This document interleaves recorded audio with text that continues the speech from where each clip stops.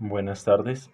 Hoy queremos hablar acerca de nuestro trabajo, el cual nos acercó a una realidad que para muchos es de ficción, para muchos es una historia, para muchos es simplemente algo que de oídas pasó, pero no nos afecta. Y como no nos afecta, no nos duele.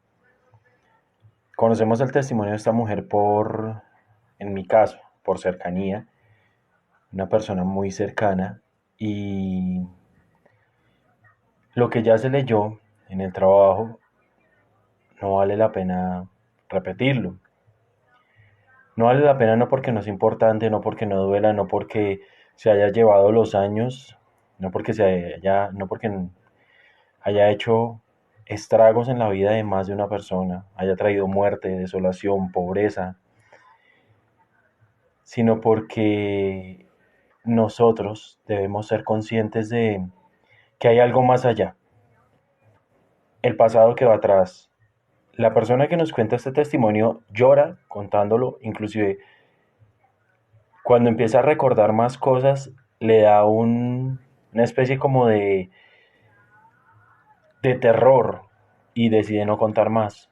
Pero el terror no es el miedo a lo que perdió, es el miedo a volverse a encontrar en una situación de desprotección, de soledad, de pobreza, de hambre, porque el hambre deja de ser una palabra y se vuelve un monstruo cuando empieza a doler, cuando empieza a tener que una madre decirle al niño o a la niña, no tengo que darte, y el niño llorando de hambre ya sin poderle dar. Eso es un testimonio de terceros, es una historia que nosotros pasamos por alto debido a que nunca hemos sentido el hambre que ellos sintieron. Pero bueno, aquí es toda esta reflexión, esta triste poesía de nuestro país. Va a que nosotros debemos tener la capacidad de entender ambos puntos, tanto el del pasado y la situación en cierta medida aberrante, como el presente y la persona que fue formada de esta situación. Es como una persona que sale de este sitio y se enfrenta a esta realidad, la veo yo equitativa a meter un ternero en un corral de toros. Algún día será toro y algún día podrá estar bien, pero mientras se acopla, mientras se adapta, va a recibir golpes, va a aguantar hambre, va a sufrir, va a temer, no va a tener la fuerza para enfrentarse a los demás. Y es cuando los demás ya han mostrado su supremacía y dejan que este pase a ser una parte más del paisaje, que lo dejan en paz. Y en ese momento es cuando el ternero empieza a ser toro, empieza a enfrentarse a los demás, y cuando él ya logra tener la fuerza y enfrentarse a las situaciones que día a día tendrá que enfrentarse, no importa, porque las heridas están, pero quien la causó ya no. Y queda con ese dolor en el corazón, con esa marca de historia. Y desgraciadamente, el próximo ternero que entre al corral va a tener que meterse con este toro. Una analogía un poco campestre, pero pues es muy a la situación, debido a que esta persona venía de una finca donde, como lo dice ella, no eran ricos, pero no les faltaba nada. Pasaron a un sitio donde no tenían nada y les faltaba todo. Tenemos que abrir nuestros ojos y nuestros oídos para ver la realidad del otro, porque si seguimos siendo oídos sordos, jamás daremos el paso que esta sociedad necesita.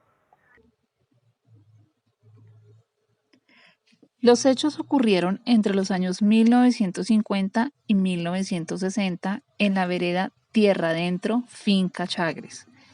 La entrevista se realiza a la señora Marta Lucía Gudelo Devia, quien para ese entonces tenía aproximadamente 4 años de edad. Fue una víctima de desplazamiento por violencia del municipio de Líbano, Tolima. Nosotros cultivábamos café caña, plátano, hacíamos panela y todo lo relacionado con las actividades de una finca. Teníamos una posición acomodada, no éramos ricos, pero no hacía falta nada. Era un pueblo muy liberal y se había desatado mucha violencia por la muerte de Gaitán. Además, yo tenía un tío dedicado a la política y realmente todo esto empezó por temas políticos. Mi tío era un político en el pueblo y la gente lo quería mucho. Agustín era un liberal de corazón. Una tarde, en el palacio del pueblo, le colocaron la corbata. Recuerdo que era por ese tiempo también que había un señor que le llamaban Sangre Negra, un liberal corrompido y violento. Hasta donde sé, el mayor problema entre mi tío y este hombre fue que mi tío se rehusó a dejarse robar unas tierras corriendo una cerca. Entonces él dijo que nos iba a violar y nos iba a matar a todos. Desaparecen a mi papá.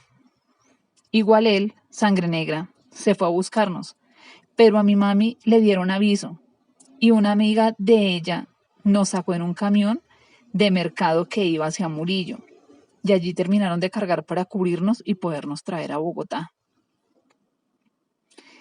Llegamos a la estación de La Sabana y nos dejaron sin nada más que lo que traíamos puesto. Después nos cuentan que cuando Sangre Negra llegó a buscarnos y que vio que no estábamos, quemó absolutamente todo, mató los animales y clavó las orejas de mi tío en la reja de la entrada. En Bogotá llegamos a la casa de una prima, mi prima Beatriz, que nos dejó una habitación en las galleras de Fontibón. Mi mamá empezó a trabajar en casas de familia, a lavar ropa, hacía aseo, todo a cambio de alimentos para nosotros. Ella también nos hacía la ropa con la ropa que a ella le regalaban. Para hablar un poco de mi familia, mi tía Sara apareció en Cali, mi tío Pablo apareció en pedazos en un costal con comida para cerdos. Mis dos hermanitos más pequeños, a uno no lo alcanzamos a recoger y lo molieron y al otro no lo volvimos a ver más. Ya después de unos años seguíamos en Bogotá y supimos de la muerte de Sangre Negra en un periódico. Y en parte sentimos alivio porque fue una persona que nos arrebató absolutamente todo, nos dejó sin nada. Mi mamá cuenta esas historias con mucha tristeza, pero gracias a Dios en Bogotá hemos tenido siempre para poder sostenernos.